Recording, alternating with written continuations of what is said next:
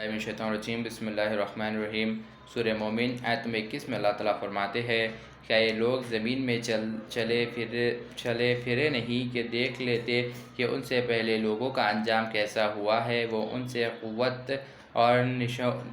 نشانی میں بڑھ کر تھے، زمین میں وہ چھوڑ گئے تھے، وہ خدا نے ان کو ان کے گناہوں کا سبب گرفتار کر لیا اور ان کو اللہ کے عذاب سے بچانے والا کوئی نہ تھا۔ یعنی جو عذاب جو قوموں پہ آئے تھے، اللہ تعالیٰ بولے وہ ابھی بھی ہے، جو قوموں کو اللہ تعالیٰ الٹا کرے تھے، جو بستیوں کو ہلاک کر ڈالے تھے،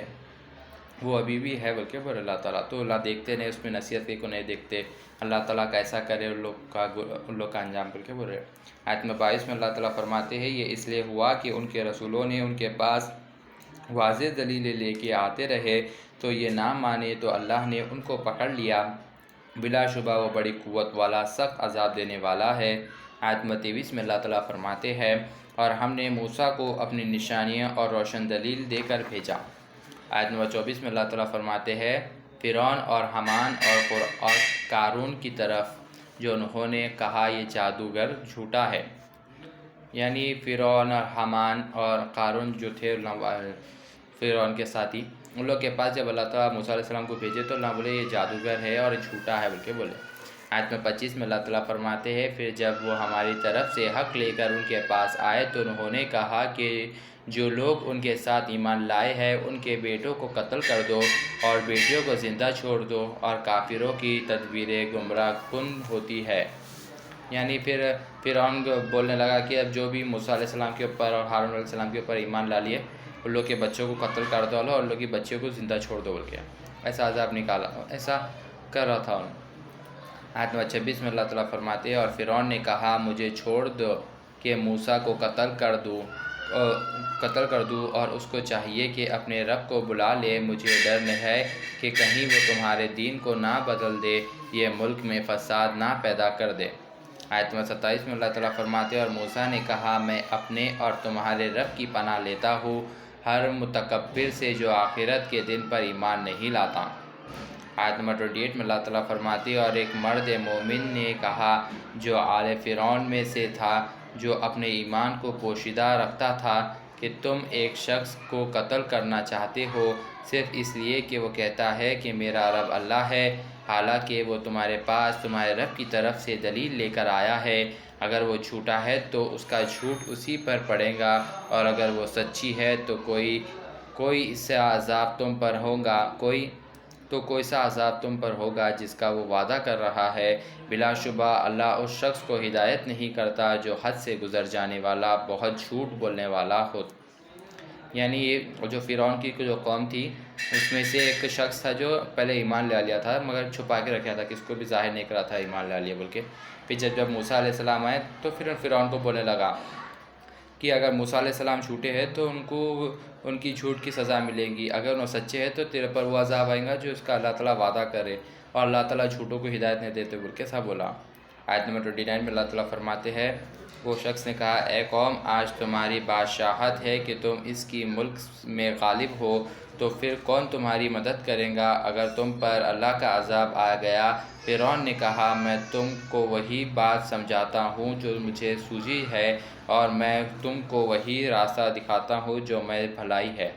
آیت نمبر 30 میں اللہ تعالیٰ فرماتے ہیں، اور اس مومن نے کہا اے قوم میں تمہارے بارے میں ڈرتا ہوں کہ کہیں تم پر دوسری قوموں کی طرح کوئی عذاب کا دن نہ آ جائے۔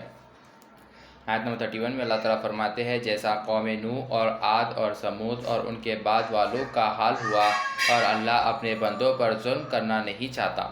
آیت نمبر 32 میں اللہ تعالیٰ فرماتے ہیں، اور اے قوم مجھے تمہاری نسبت اندیشہ ہے اس دن کا جس دن بہت پکارنے ہوں گے۔ آیت نمبر 33 میں اللہ تعالیٰ فرماتے ہیں، اس روز تم پیٹھ پھیر کر بھاگو گے، تم کو اللہ کے عذاب سے بچانے والا کوئی نہیں ہوگا، اور جس کو اللہ گمراہ کر دے تو اس کو کوئی ہدایت کرنے والا نہیں۔ یعنی اللہ تعالیٰ جس کو گمراہ کر دیتے اس کو کوئی ہدایت نہیں دے سکتے۔ آیت نمبر 34 میں اللہ تعالیٰ فرماتے ہیں اور اس سے پہلے یوسف بھی تمہارے پاس نشانیاں لے کر آئے تھے تو تم ہمیشہ ان امور میں شک میں رہے جو اپنے ساتھ لائے تھے، یہاں تک کہ جب وہ فوت ہو گئے تو تم نے کہا کہ اللہ اس کے بعد کبھی کوئی رسول نہیں بھیجے گا۔ اسی طرح اللہ اس کو گمراہ کر دیتا ہے جو حد سے نکلنے والا اور شک کرنے والا ہو۔ آیت نمبر 35 میں اللہ تعالیٰ فرماتے ہیں جو اللہ کی آیت میں جھگڑنے لگتے ہیں بغیر اس کے کہ کوئی سند ان کے پاس ہو، اللہ تو اور اہل ایمان کو اس سے بڑی نفرت ہے۔ اسی طرح اللہ ہر متکبر سرکش کے دل پر مہر لگا دیتا ہے۔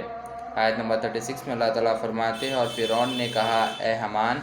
میرے لیے ایک محل بناؤ تاکہ میں اس پر چڑھ کر رستوں پر پہنچ جاؤں۔ آیت نمبر 37 میں اللہ تعالیٰ فرماتے ہیں یعنی آسمان کے رستوں پر پھر میں موسیٰ کے خدا کو دیکھ لوں اور میں تو اسے جھوٹ سمجھتا ہوں، اور اس طرح فرعون کو اس کے اعمال بد اچھے معلوم ہوتے ہیں اور وہ رستے سے روک دیا گیا تھا اور فرعون کی پلاننگ کو ناکارہ ہی تھی۔ یعنی فرعون اس کے ساتھی حامان جو تھا اس کو بولا کہ ایسا محل، اتنا اونچا محل بناؤ کہ آسمانوں کے اوپر جائے تاکہ میں موسیٰ کے خدا کو دیکھ لوں جس کو میں جھوٹا مانتا ہوں، مگر وہ تدبیر کام نہیں کری بول کے اللہ تعالیٰ اور اس کو گمراہ کر دیا اللہ تعالیٰ۔ آیت نمبر 38 میں اللہ تعالیٰ فرماتی ہے اور اس مومن نے کہا اے قوم تم میری پیروی کرو، میں تم کو بھلائی کا راستہ بتاتا ہوں۔ آیت نمبر 39 میں اللہ تعالیٰ فرماتے ہیں پھر کہا اے میری قوم یہ دنیا کی زندگی تو چند روز فائدہ اٹھانے کی چیز ہے اور آخرت ہی تو ٹھہرنے کا مقام ہے۔ آیت نمبر 40 میں اللہ تعالیٰ فرماتے ہیں جو برا کام کرتا ہے تو اس کو برابر